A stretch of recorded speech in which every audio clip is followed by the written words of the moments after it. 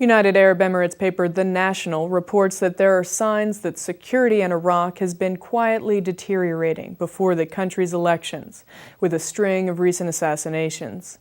Levels of violence, much of which goes unreported in the media, may be rising significantly. According to an official at a leading Baghdad hospital, on just one day last week, 67 victims of gunshot wounds were taken in for treatment. Speaking on condition of anonymity because he was not authorized to talk to the media, the official said the number of shooting cases handled at al-Maliki hospital had begun to rise at the end of last month. He said, quote, "We saw the numbers of people with gunshot wounds going up 3 weeks ago. We started getting 10 to 20 a day.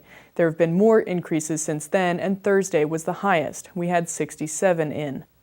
Unlike bombings, which cause mass casualties and which are impossible to ignore, shootings tend to slip by under the radar, unnoticed except by the victims' families and the workers with the grim job of dealing with the corpses. Mahdi Yunus Ayal, a candidate running under the Iraqiyya list, the main secular bloc headed by Ayad Alawi, said, quote, "There have been assassinations of people involved in the election campaign. We've seen it in Mosul, Tikrit, and Baghdad."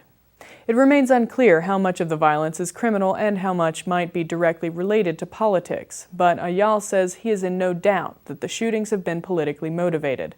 He said, quote, "Those behind the killings don't want the candidates out on the streets putting their message out to the people." Other candidates had similar stories, saying they had downgraded campaign plans on the advice of security officers and had been spending money allocated for their campaigns on guards.